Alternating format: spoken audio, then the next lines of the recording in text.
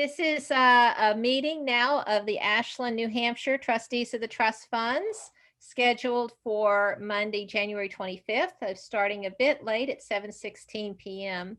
due to audio and Zoom issues, but we are all here now, so I will do a roll call. Walter Durack. Present. Dave Toth. Present. And Amanda Loud is also present. All three of us are here. In addition, we have a guest, Lisa Rollins. This is a public meeting, and we are happy to have public to come to our meeting. First off on the agenda is the minutes, and I'm going to screen share both the agenda and which has the minutes on it.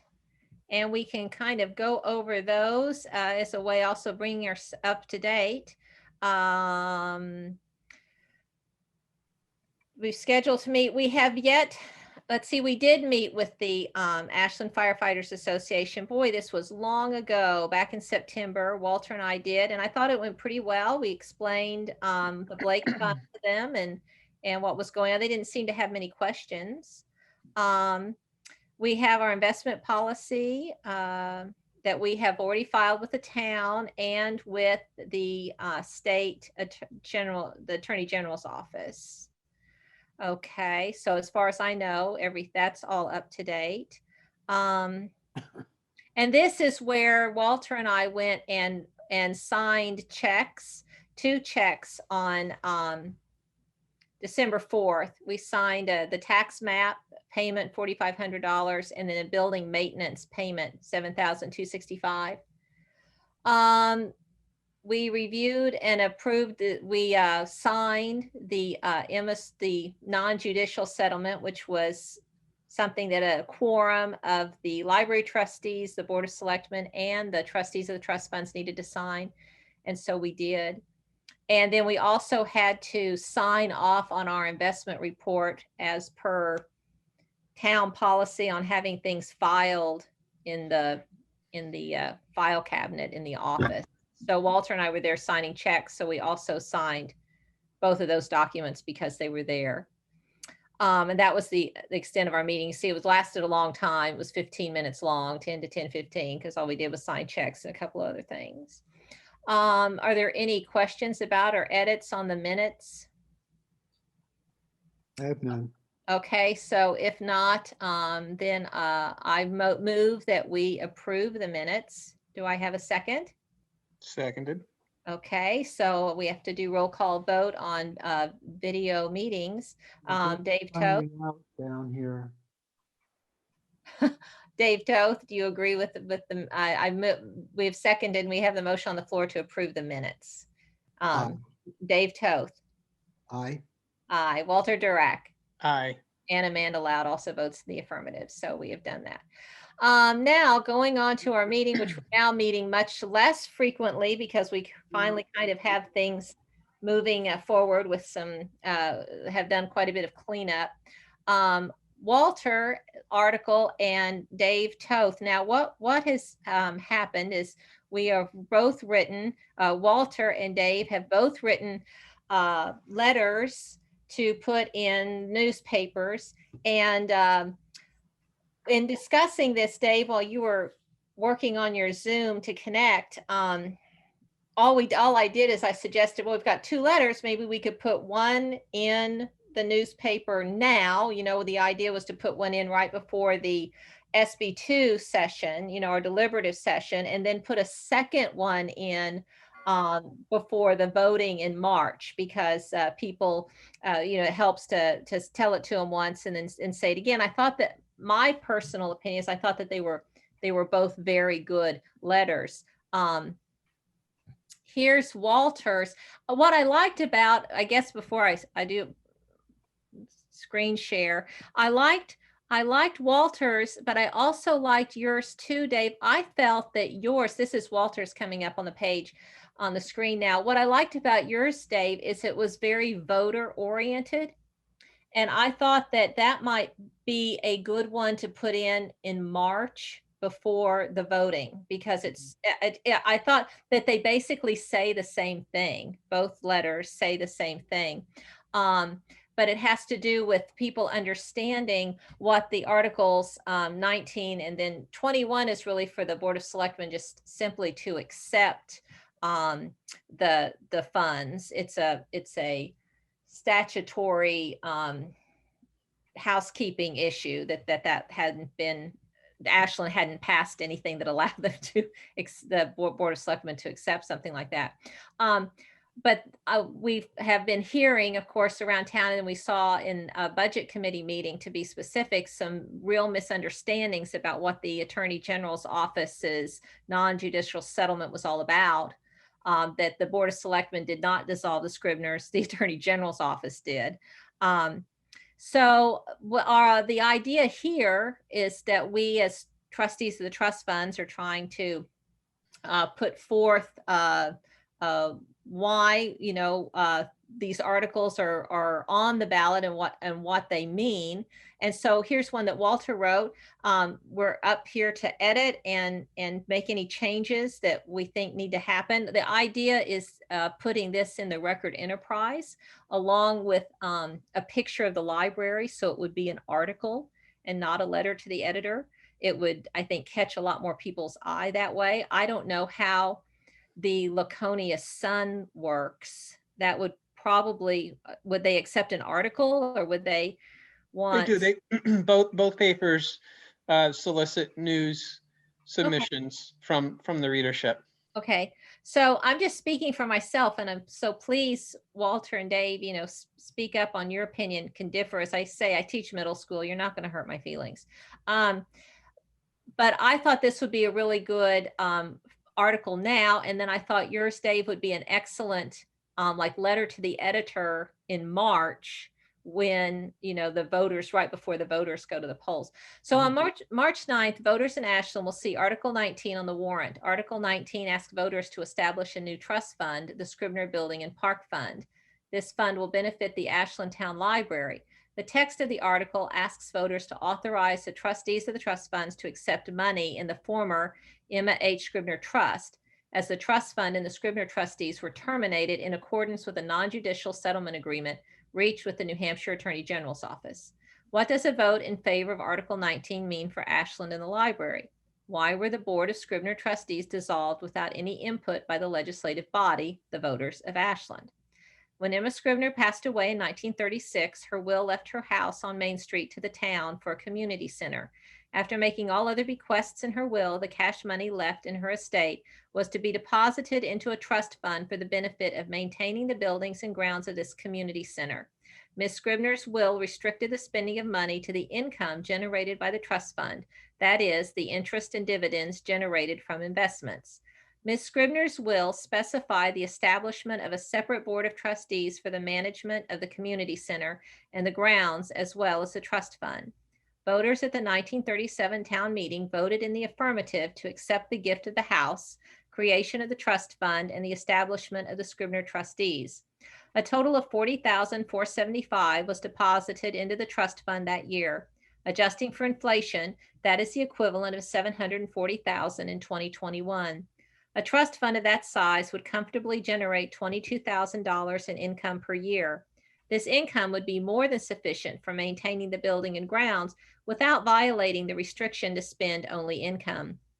In fact, there might even be the possibility that that level of annual income would permit investment in improvements to the building and grounds, ensuring that it meets the needs of current and future generations of library users. Most importantly, however, is the fact that this sort of fiscal management would be in keeping with Ms. Scribner's wishes more than 84 years after her death. Fast forward to 2020. On December 31st, the Emma H. Scribner Trust Fund had a balance of $97,176. This is a mere fraction of the $740,000 figure the trust fund should have had Ms. Scribner's wishes been followed. The trust fund currently produces just $2,900 in income per year, far less than the average $8,000 that has been spent annually on the building and grounds, as well as on the administration of the trust fund. From the records available to the trustees of the trust funds, there is a lengthy history of overspending and underinvesting the money in the Scribner Trust. For example, between 2005 and 2020, the fund realized a gain of $75,000 on its investments, yet former Scribner trustees spent $151,000. Simple arithmetic shows this is not financially sustainable. Upon discovering the precarious financial state of the trust fund, the current Scribner trustees, the library trustees, and the Ashland Board of Selectmen jointly sought to stabilize the fund so that it could remain solvent. These three boards collectively pursued a legal solution to the financial problem. The three boards consulted the town's legal counsel. The town's legal counsel presented the matter to the New Hampshire Attorney General's office, who has oversight of municipally managed charitable trusts. The lawyers froze any additional withdrawals from the fund as they figured the trustees were spending more than the income generated, eroding the principle of the trust fund. Ultimately, the three boards and legal counsel concluded that since previous trustees spent the principal and not solely the income it generated, and did so for many years in violation of Mrs. Scribner's will, the fund could no longer best fulfill the purpose of the trust. The Attorney General's office declared the Emma H. Scribner Trust insolvent. The trust would need to be dissolved, the Scribner trustees terminated, and the restrictions to spend income only would need to be eliminated to remove the spending freeze. This was accomplished at no expense to the taxpayers by the non-judicial settlement agreement pursuant to Okay. Approval of Article 19 will permit money in the trust fund to be spent under new management by the trustees of the trust funds. The Ashland Town Library trustees will permit money in the trust funds to be spent under new management. Okay, the Ashland Library trustees will benefit from both the principal balance and the income generated in the trust funds for maintenance and improvements of the building and grounds the library occupies. Ms. Scribner's house was left to the town as a community center. Her house has been the permanent home of the library since 1939. The Grafton County Superior Court ruled passage of the article affirms house permanent home, The trustees of the trust funds are committed to the sound fiscal management of Ashland's 10 trust funds. State law requires trustees maintain an investment policy, the guardrails, policy stains, preservation of investment fees. Okay, so I like this. Now, this last reading that I'm reading, I still like what it says. I'm concerned it might be a little fiery. Okay. What do you think, Dave? What do you think? Well, Because I know yours was less fire. I liked yours too, but I thought it was very voter oriented. yeah, the tone, I wrote that because I was concerned about the tone of this, not so much the content. Mm-hmm. And I think it gets a little fiery, in my opinion, somewhere around, can you see my cursor? Mm-hmm. Somewhere right in here, from records available to trustees. I agree with it. There ain't anything in here I don't agree with. Please. right, absolutely. But this gets a little bit, I wonder if we could merge some things and have basically the same idea. It produces just $2,900 in income, far less than spent annually. I think there's nothing wrong with that. This is where I think it starts getting a little fiery. I think it's true. I mean, it's true. It is true, but we've already said this elsewhere. I agree with that. Yeah, I'm We thinking. said this in the report that we sent to the sent to the selectmen, and that report, I'm assuming, is available for everyone to read. I think, okay, I'm gonna hit, if I'm gonna erase something, but I can put it back. I can put it back. So hold on. I'm just gonna see if I can take out. What if I took out all of this? Hold on just a second. Okay. Hold on.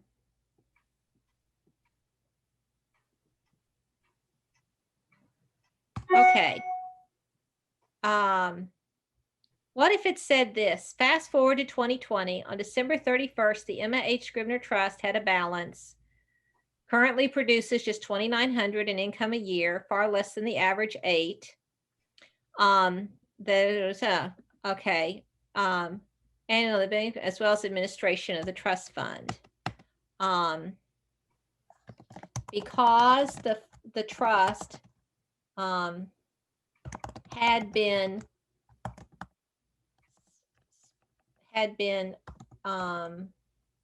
over, oh, I hate to say that, because the principal, Was depleted. yeah, because the principal was depleted, the Attorney General's office declared I think I just like to kind of take out, I mean, gosh, I totally agree, but it's like Dave said, we've said that because the principal was depleted, far less than the average trust currently produces, just because the principal was depleted, the Attorney General's office declared the Emma H. Scribner Trust insolvent. The trust would need to be dissolved, the Scribner trustees terminated. I think that I think that takes the sting out of things.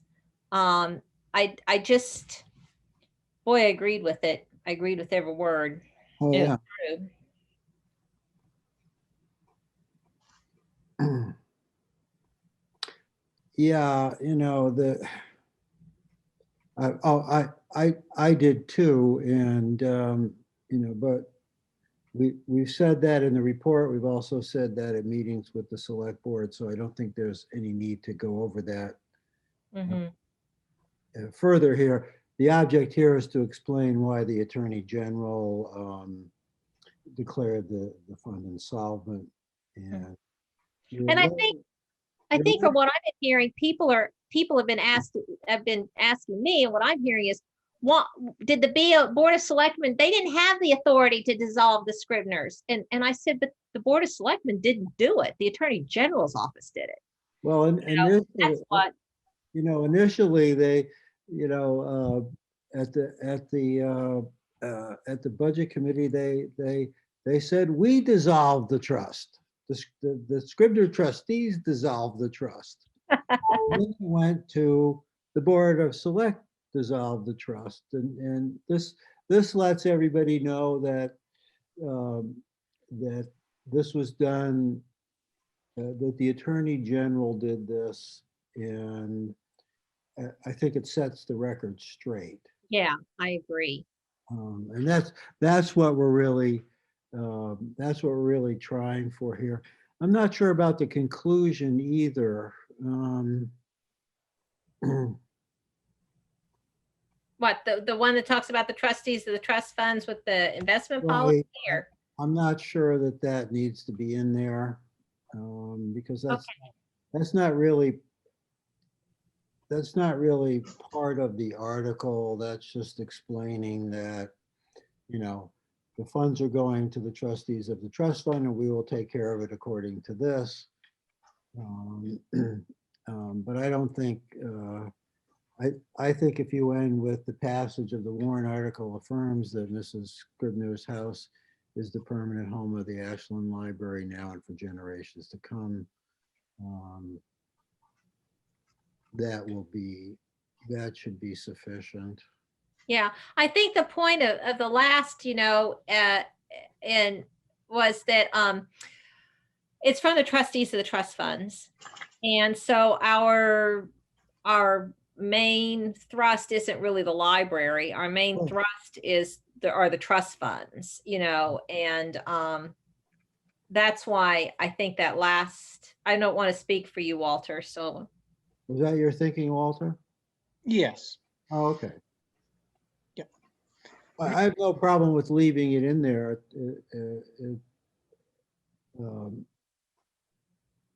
It's sort of, in terms of a conclusion, it sort of doesn't conclude the. Yeah, I mean, the argument is concluded in the previous. Yeah, it's more of a footnote that just ties what happened back to what we as trustees do. Yeah, yeah. So how do we as a board feel about this letter now? If you can just change the word because to anything else, because starting a sentence with the word because drives me nuts. Oh, okay. I did that.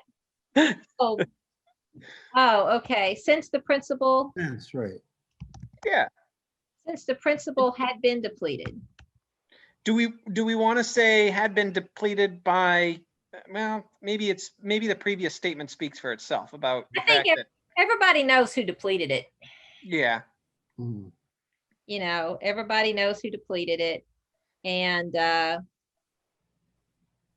You could just say the Attorney General's office declared the Emma H. Scrivener Trust insolvent because it had been depleted.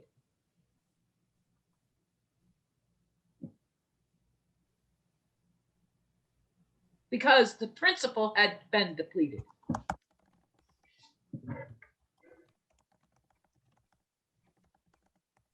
Start the sentence with the.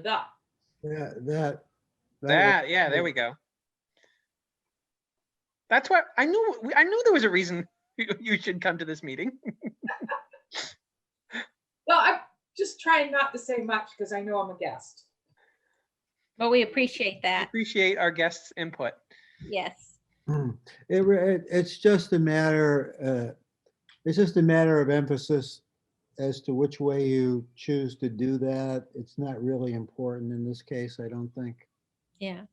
So are we comfortable now with this as it stands? I'm comfortable now.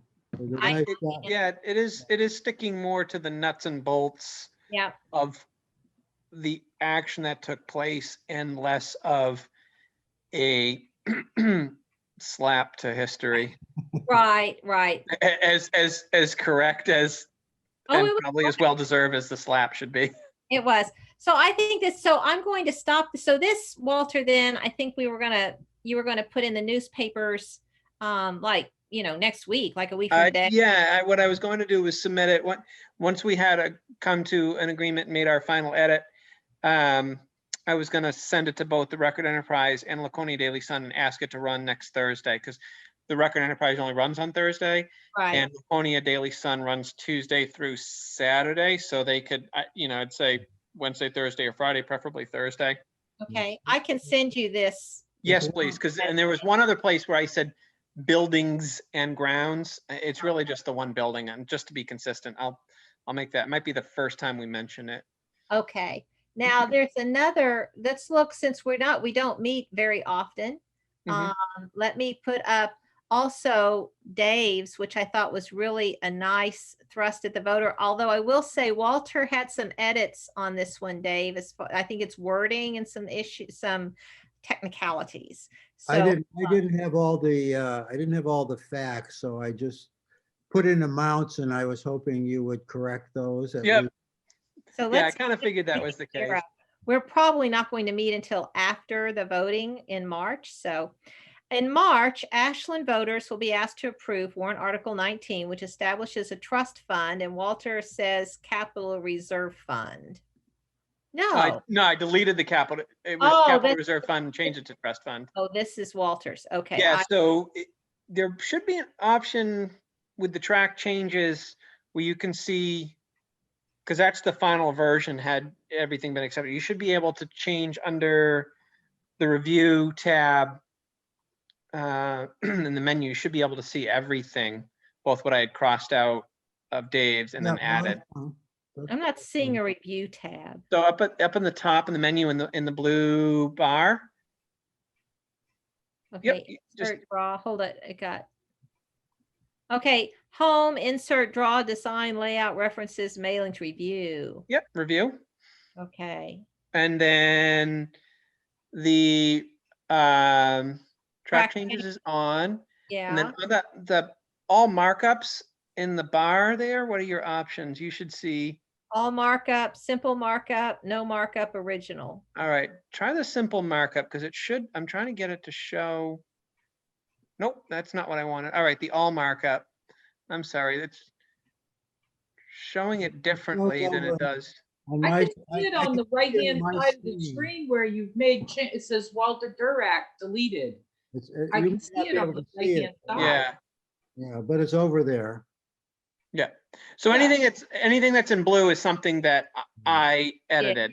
Okay. Well, So- in the second sentence where it says the Scribner building and then you added and the grounds which houses the library, Mhm. That doesn't work grammatically. Okay. It's How about for Which, the building houses the library, the grounds don't house the library.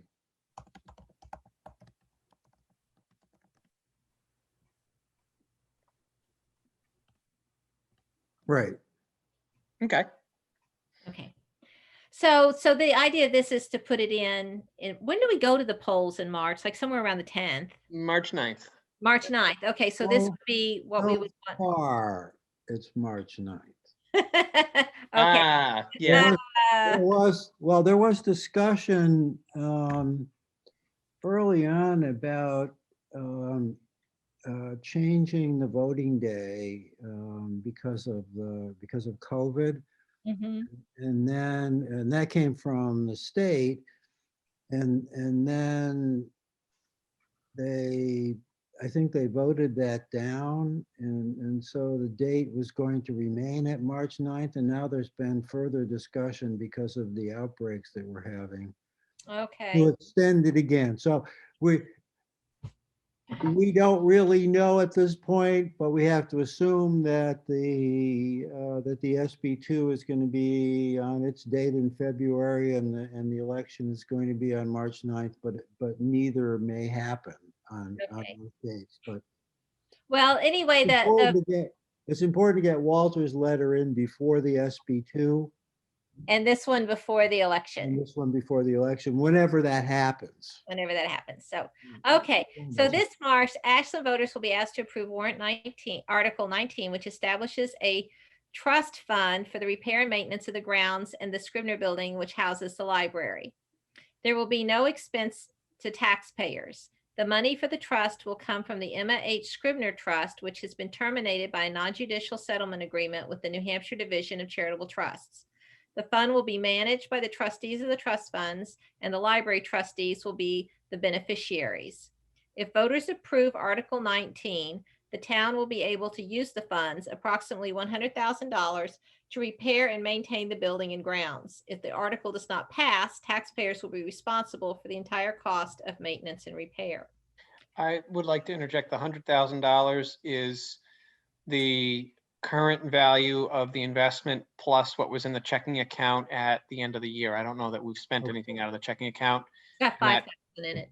Yeah, it's like 98,000 and change at the moment. So 100,000 was a nice round number. No, I mean, yeah. There is some misunderstanding about the Scribner Trust and the non-judicial settlement agreement. The current Scribner trustees have discussed the status of the trust at select board meetings and have provided a report to the Board of Selectmen detailing how the trust funds were depleted. The non-judicial settlement agreement was reached with the aid of the town's attorney and the Attorney General's office, saving the town costly legal fees, which would have further depleted the trust fund. Voters can view the town meetings during which the Scribner Trust was discussed online, and they can get copies of the Scribner Trustees report and the non-judicial settlement agreement at the town hall. The following paragraphs provide a brief summary of discussions and reports. Oh, by the way, I did submit the Scribner report for the town meeting, the town Report. report. Thank you. It's like bulletin, like what do you call it? Okay. Warrant Article 19 is necessary because the Emma H. Scribner Trust was dissolved by the Attorney General's Office Division of Charitable Trusts due to the fact that the trust was overspent and therefore was no longer solvent. According to Emma Scribner's will, the income from the trust, the interest and dividends, was to be used to maintain the building and the grounds. The conventional wisdom seems to have been that the original principal of $40,475 was to be maintained, and that all income and dividends could be spent on the building. Between 2005 and 2020, while the original principal was maintained, the fund generated $75,000 in income, but $151,000 was spent on repairs, maintenance, and other expenses. So there you go. That's what we took out, basically, Walter, of yours, and here it is. So right before the voters, the Attorney General's office informed the current Scribner trustees that the original principal should have been maintained to account for inflation. That means that the original principal of $40,475 in 1937 should now be approximately $740,000. In 2020, however, the remaining principal was $97,176 and was generating $2,900 a year in income, not enough to maintain the building and the grounds The Attorney General's office determined that the trust was therefore insolvent. The non-judicial settlement agreement pursuant to allows the town to place the remaining funds, approximately $100,000, in a trust fund and spend that money to repair and maintain the Scribner building and grounds. We believe the agreement preserves the spirit of Emma Scribner's will, the intent of which was to provide a community center for the townspeople. We encourage voters to approve warrant Article 19 so that the remainder of her trust can be used for the repair and maintenance of the building and grounds. I think this is very nice. Does anyone have any comments?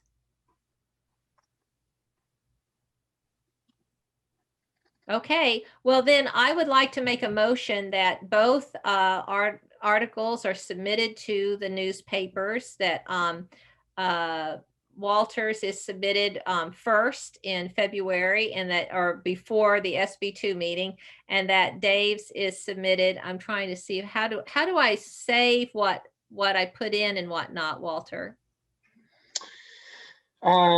If you save the document, you can save the document as is with track changes on.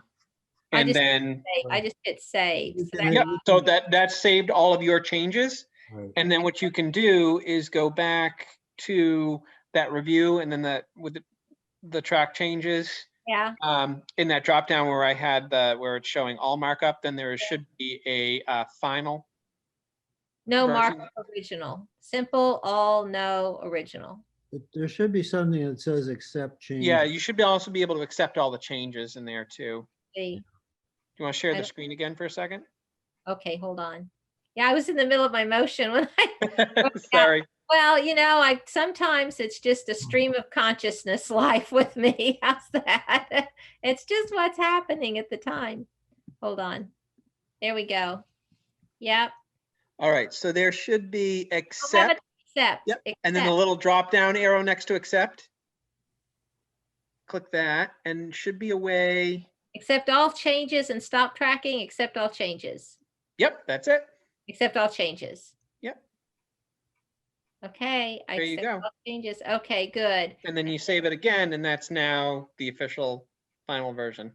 Okay, very good. Okay, and I'll get those both to I you. think I misspelled non-judicial there. It's underlined. Oh, okay. We'll have Walter change that. Oh, before- yeah, that's because it doesn't, Word wants you to hyphenate it, but I use the definition the lawyers use, which is all one word, and it's not in Word's dictionary, so that's why it gets a little red squiggly underlined. Okay, so back to my motion. I make a motion that we accept both letters, that Walter puts his in before the SB2 meeting, and that he puts Dave Toth's in before the election in March. Do I have a second? I'll second that. Okay, so we'll vote Dave Toth, Aye. Walter Durack, Aye. and Amanda Loud also votes aye. So there we go. Thank you very much. And would you do the same with my article, accept all of the changes, and then send me a copy, please, so I can, well, actually, both the articles. I saved yours already. Yours wasn't in the track mode. And so Okay. I'll send both of them to you after this meeting. Thank you. Yeah, I saved yours with the changes. Thank you. Okay, so I think the rest of this meeting is going to go a lot more quickly. That was the bulk of our time, I think. The second is scholarships to Plymouth Regional. So here's the deal with the scholarships to Plymouth Regional. I've been on the phone, and on email with Gloria Rainwater, who is the contact at Plymouth Regional. And it works out very well because I'm also the one who's taking care of the Ashland Garden Club, now newly renamed Shirley Splain, a horticulturalist scholarship. So it works out really handily. There were 2 scholarships awarded by the trustees of the trust funds out of the Addison scholarship account last year. I have heard from only one of the 2 recipients. I have heard from Taylor Schomburg, who has a 4.0 great GPA now at Plymouth State, so certainly very deserving of these funds. 2 $500 scholarships were awarded, and that in order to get their money, the awardees have to submit their transcript after their first semester at their school. And we have this for one of the 2.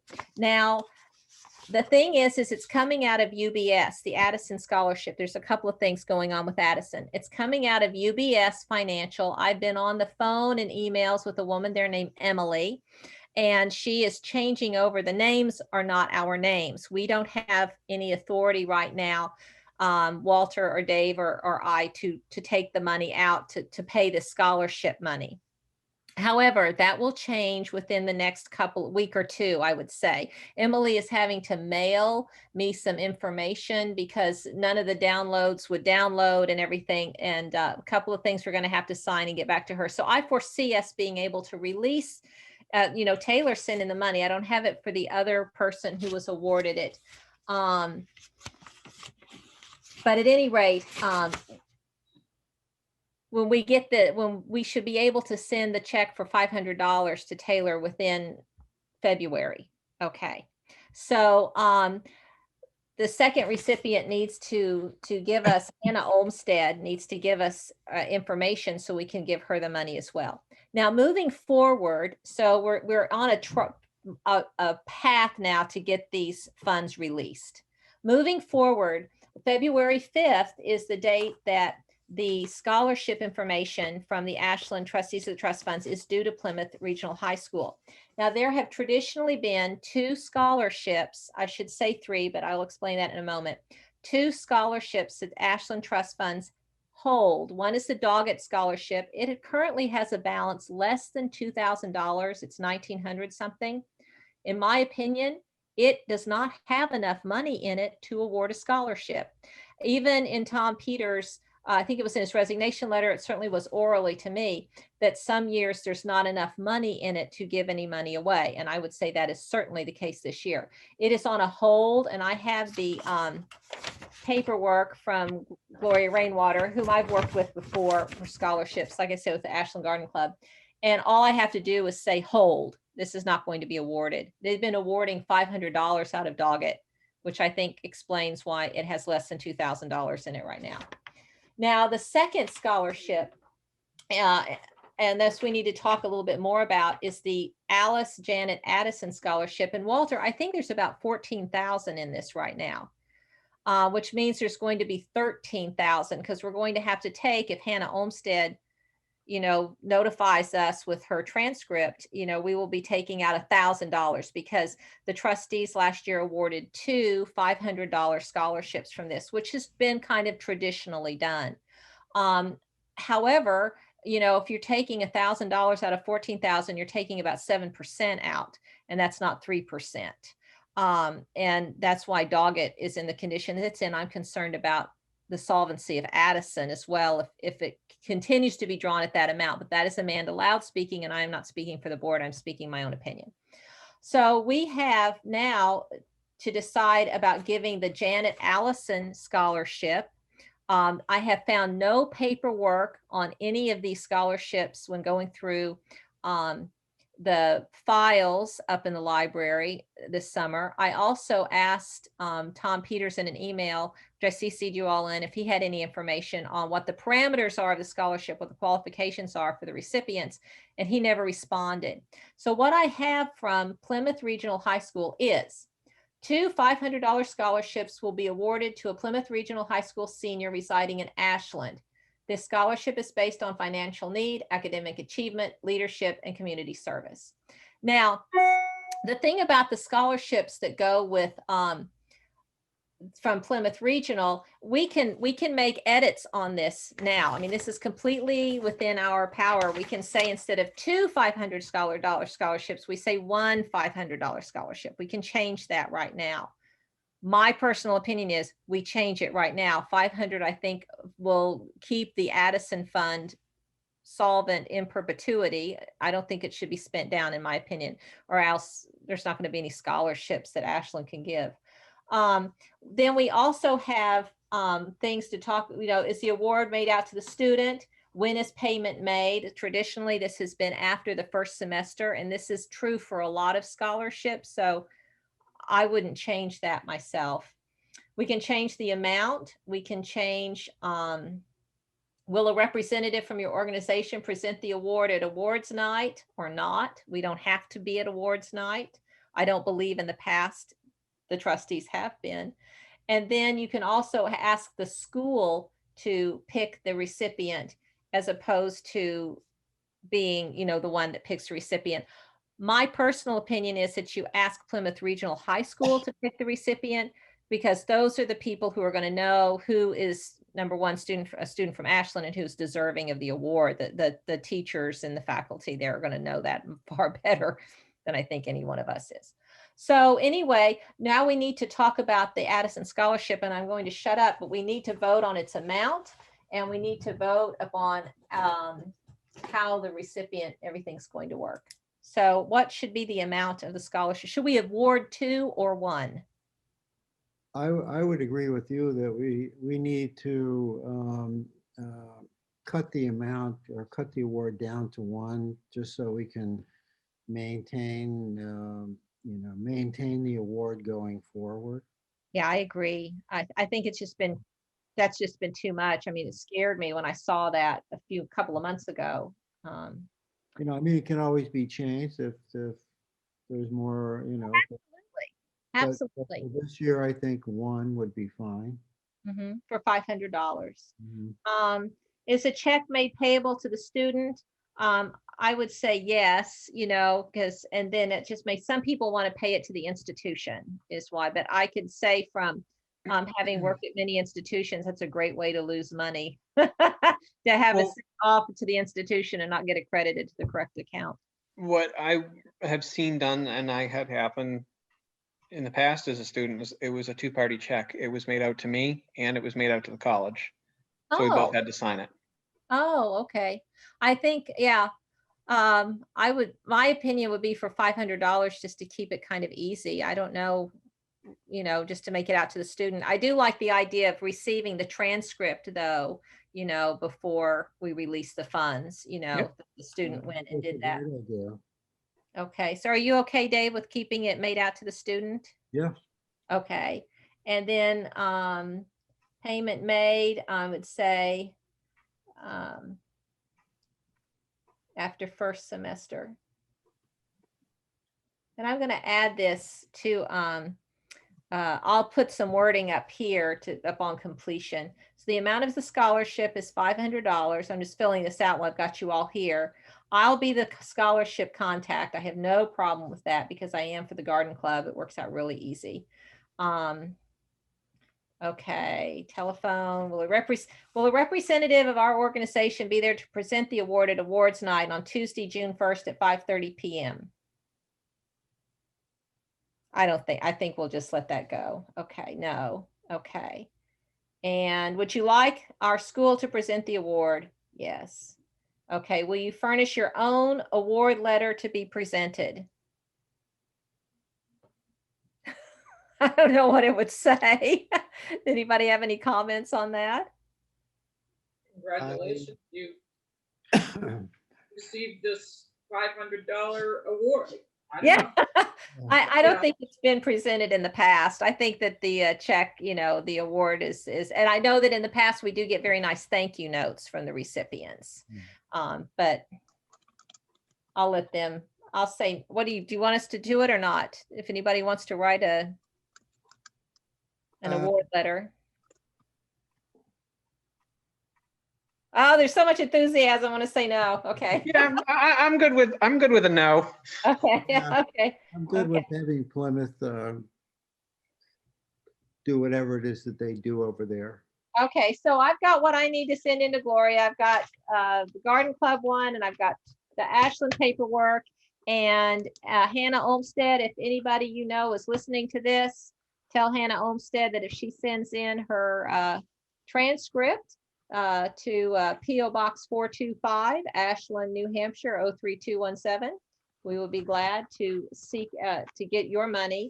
If anybody knows Taylor, please tell him or her that we are working on getting your $500 as soon as we can get on the account to sign the check.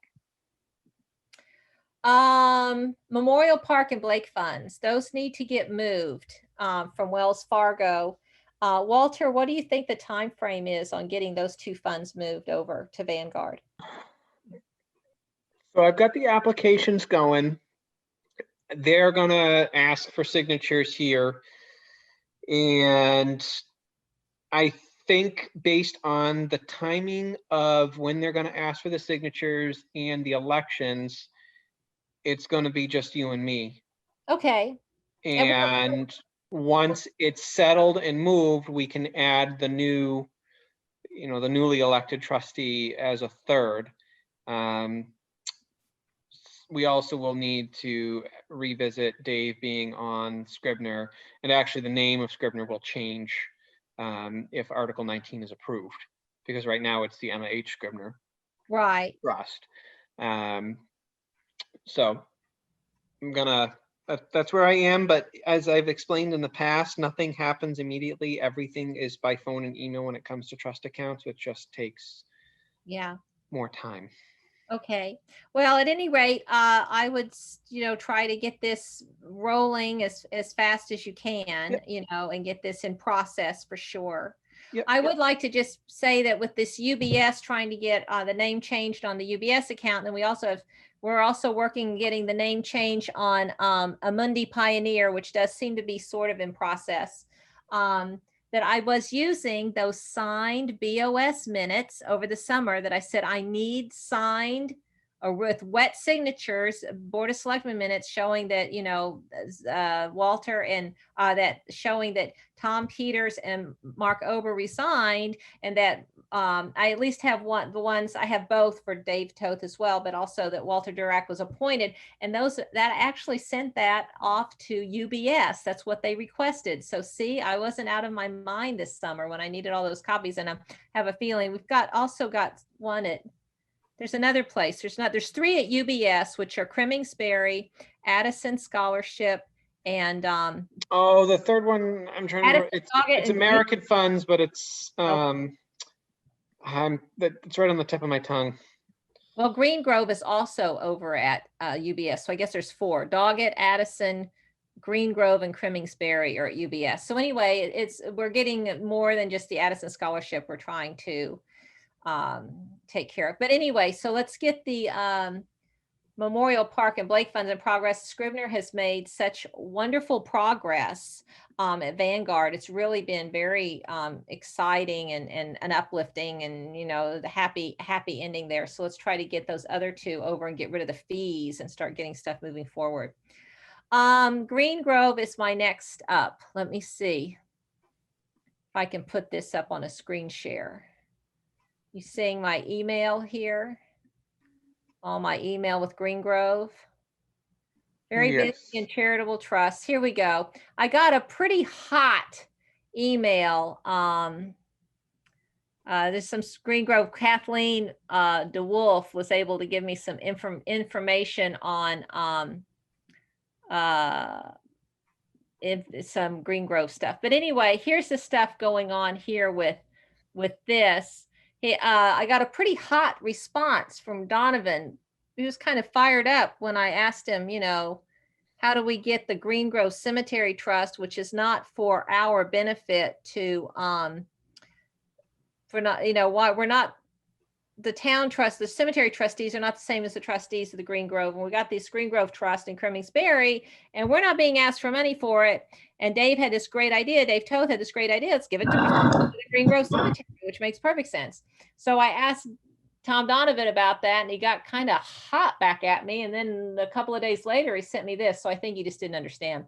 I reached out to Russell Cross, board chair of the Green Grove. He believes the association would accept the two funds from the Ashland trustees. It will need to be a party to the non-judicial settlement agreement, as will I. A sample non-judicial settlement agreement can be found right in Ashland. Yeah, Scribner. Okay. Mr. Cross confirmed to me that it has received no income from either of the Green Grove funds in recent years. You give recent values as follows, and you indicated earlier lost funds due to investments. Could you check on that? I said that because Tom Donovan noted that in one of his earlier emails to me, just looking at so I'll just have to remind him of that. But anything, it says here, we have records of some other names and amounts attributable to Green Grove, which I assume are lumped into the Green Grove Fund. When you get something drafted, please send me a draft. I'm not sure what he wants a draft of. I guess we trustees of the trust funds would like to move this over. I guess that's the draft. So anyway, the point of this discussion on Green Grove Cemetery is to let you know that I am talking to Tom Donovan at the Attorney General's office, and we're trying to get this, and I've been talking obviously to Russ Cross, trying to get this moved over. And I guess I'll try to, nothing's going to happen between now and March anyway, because of all the warrant articles and the elections and everybody's busy. But we'll put together something for our next meeting that will have a some kind of proposal from the trustees of the trust funds. Okay. A proposal to move, I'm writing myself a note, to move the Green Grove and Cremmingsbury to the trustees of Green Grove. And we'll go from there. I guess that will be something I'll submit to, after we vote on it, you know, we'll submit it to Tom Donovan and see what our next step is. So I would say that in the summer of 21, we'll be getting rid of those two trusts. The way I read Tom's email, and maybe I'm reading a little too Okay. much into this, is Yeah. he's not looking for a proposal from us on what to do. He's looking for a draft non-judicial settlement agreement. Yeah, that's my reading too. Oh, well, that has to go, then we would have to take this to the Board of Selectmen, because that would have to come through town council. Right? Okay, so I guess what we would want to do, this is going to have to happen, I would assume after March. Yeah. I don't think so. Okay. And town council's copied on this email. So Oh, so they're going to be if aware. town council is reading his emails, then would be aware that this is coming down the pike. Obviously, it would be coming through the Board of Selectmen. So, Okay, so I'm writing here that what we really need to say is that we need to go to the selectmen, I would say in maybe beginning of April, because there's going to be the settlement of the new board. So beginning of April, regarding a non-judicial settlement agreement. I'm getting good at that, aren't I?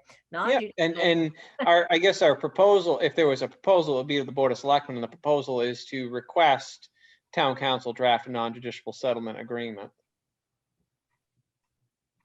Okay, we have town council draft non-judicial settlement agreement on Green Grove and Cremmingsbury. Okay, perfect. There we go. Okay, right. So now we've got that. Next, what else is there on the? I'm gonna have to find the agenda now. Here it is. The state of the smaller trusts. I've already talked a bit about that. As Walter said, we've got an American Funds, we've got the UBS, which houses these three, and we're going to have get our names on it. We are close to being able to sign on a Monday Pioneer. That is holds the Ashland, the Addison Library Fund, which is for the benefit of the library. This is not the scholarship fund. There's two Addison funds. It has a balance of about $4,500 in it right now. The library is aware that it exists. I said, look, we could just cash it in and hand it to you. You know, what do you want to do? And they said, hang on to it, but that's great, except it doesn't have any of our current trustees' names on it. It was also declared abandoned, which is another way I found out about it, because no work had been done on it for so long. And anyway, we've changed it. It's not abandoned anymore. And hopefully in another month or so, we'll be able to sign on it and move it into Vanguard. UBS is in process of getting moved into Vanguard. So I guess, or getting our names on it so we can move it into Vanguard. So I guess the American Fund is the next frontier. Is that right, Walter? When they come in, when I get my statements this month, which will be next month, because we've already gotten the January statements. So February, when I get in February, when I get the January statements, I will take specific note of which investment houses do we not have signatory authority on, because we're working on getting that. And, you know, in fairness, we're really doing pretty well when you think about it. It hasn't even been a year. And Right. we still have some stuff. I know Ed Dupee's name is on a couple of them. So they're pretty old and it's kind of stale, but we'll get everything changed over, and that's in process. I just wanted everybody to know it's in process.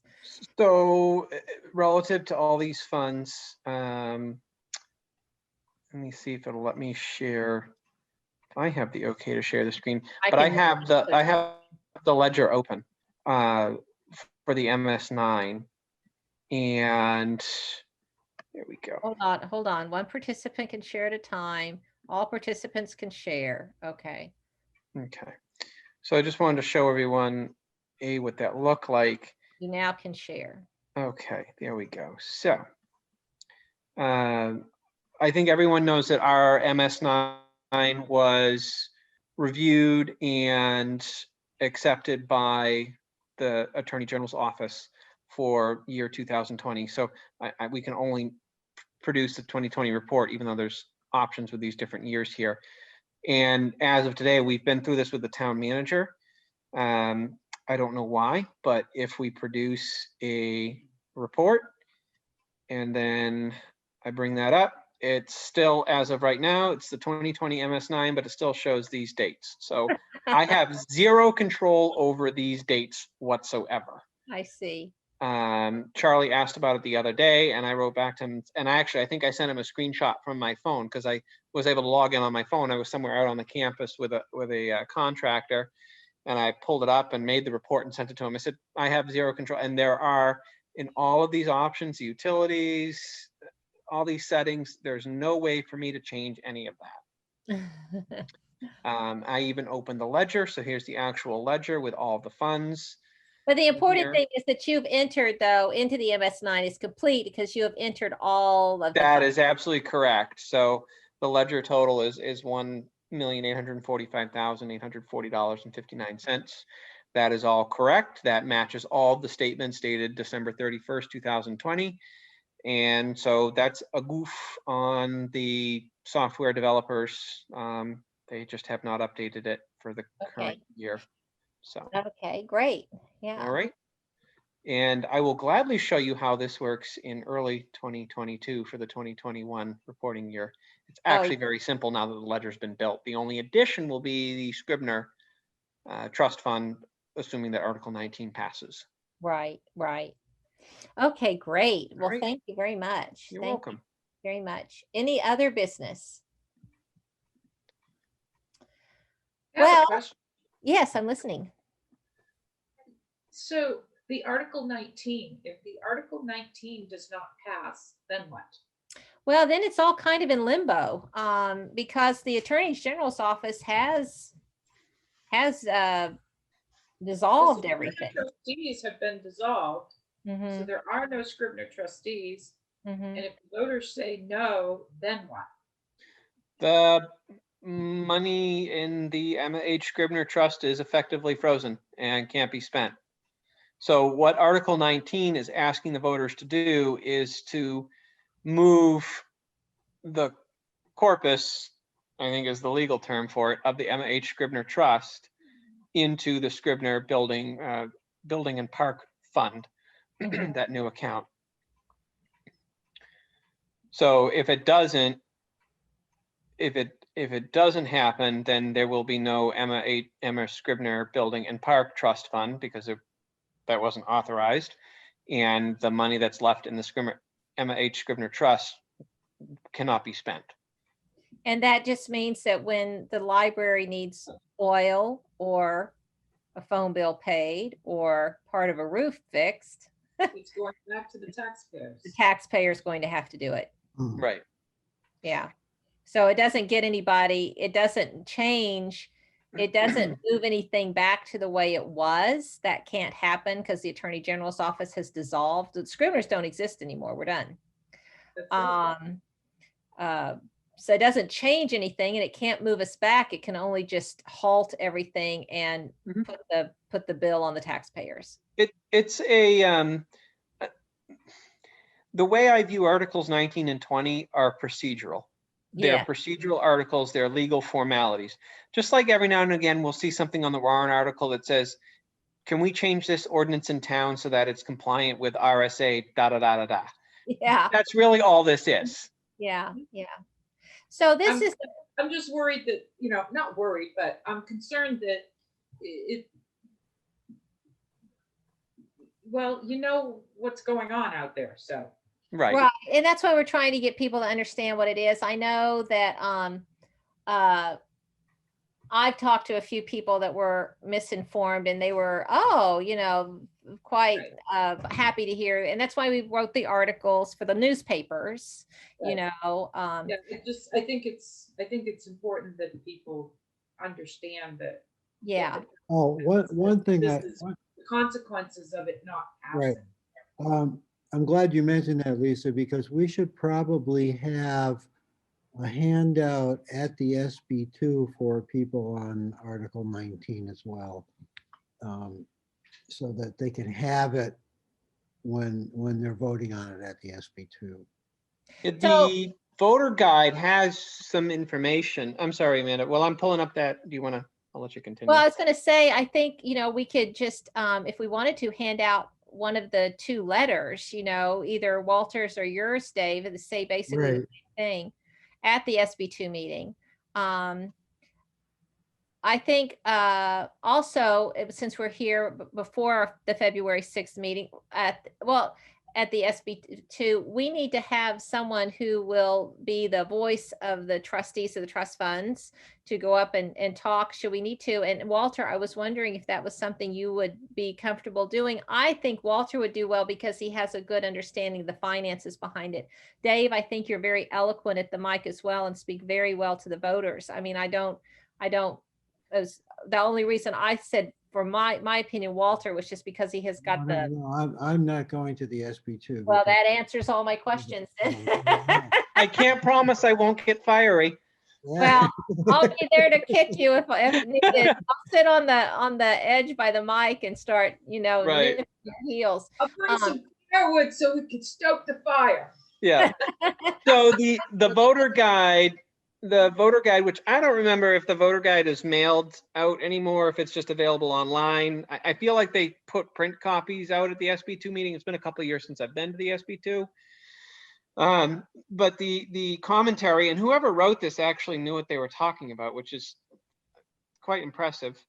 And the voter guide says that at the order of the New Hampshire Division of Charitable Trusts of the Attorney General's Office, the Emma H. Scribner Trust has been terminated because the principal was being depleted and the trust fund was no longer sufficient to maintain the Scribner building and grounds. The remaining balance is to be transferred to a new Scribner Building and Park Trust Fund. The purpose of the new trust is aligned with the intent of Emma Scribner's will for the maintenance of the building and grounds occupied by the library. Again, I don't know who wrote that, but that was very well put together. We don't really need to put out I don't think we need any flyers. No, Right. I don't think so either. But I think we need to have that there. The voter guide, is that going to be, is there going to be print copies of this at the SB2? I believe there is, yeah. Okay. Okay. Let me ask Fran, she'll know. Yeah, if we have print copies of that, then we're all good I to go. feel like that's something they give you when they give you your little voter card that you're supposed to wave in the air. Well, they give you the town report. You can pick up a town report if you want. Are you talking, are we using this, is this a semantics issue? Are you talking voter guide and I'm saying town report and it's the same thing? There are two different things. Okay. Well, there are two different things. There's a copy of the voter's guide for everybody at the SB2. There is, okay. And that sounds perfect. In fact, you know, I would say when this comes up, it would be good, Walter, for you to go up and even just read that, you know, into the mic, you know, and I'm putting my trustee of the trust fund thing in my April calendar. So Yeah, and I think just adding, you know, if this is not approved, then those funds will not be available. Oh, yeah, no, I'd happily add that commentary. Yeah, frozen are costing the town. Mhm. Somebody's got to pay to heat the building. It's not free. Okay, any other business? Okay, well, I would like to set our next meeting then at Monday, March 22nd, which would be the fourth Monday of March as normal. And this will be after the vote. We would probably have some CRF stuff going on from the meeting. We may have to talk about going to Meredith Village. FYI, I did receive 2 checks from the school district We do have two school district CRFs. One is for the special, I think it's a special ed, and then the other one is for the building. And anyway, I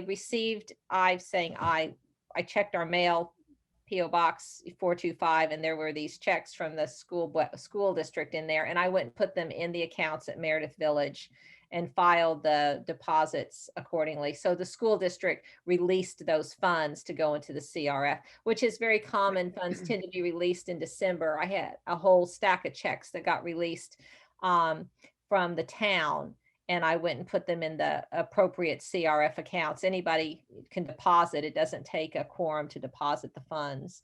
And I Just deposited. like when we write checks to the town. Yeah, I just did reverse. I just, instead Okay. of writing it to the town was giving it to the CRFs.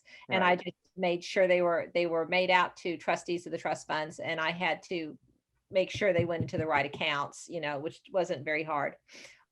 So anyway, that has all been taken care of. My guess is by March 22nd, we'll probably have, I don't know if we'll have to open up. I don't think there's any warrant articles to establish any new CRFs. No, and if there were, we wouldn't open them until December when the checks were received. Yeah, exactly. I Yeah, believe. if it waits until then, exactly. Right, right. So, but I think meeting at the end of March would be a good time, because Okay. by then, I think March 22nd, we will talk about presenting our Green Grove issue to the Board of Selectmen in April, and have more of a guidance on where the stuff at Wells Fargo is on its way to Vanguard. Mhm. And should have at least Walter and my name on a Monday Pioneer and UBS by then, and have an idea of what's going on with American funds. And Dave, we've enjoyed serving with you. And we know that you're not running. We know that Lisa Yeah. Rollins is, and we would certainly welcome our new trustee, who's then good. Best of luck in the election. I would be very pleased to serve with both of you, all of you. Well, Whatever. Thank you. Thank Thank you. you. Yeah, we're really on a very positive note compared to where things, in my opinion, were a year ago. Well, And good luck, Lisa. I know you're going to be really good on the trustees, so. Okay, thank you. Thank you for running so I didn't have to. Yeah. yeah, well, we only We must do our civic duty. we meet about 4 times a year now. We really are at a position to be able to meet about 4 times a year.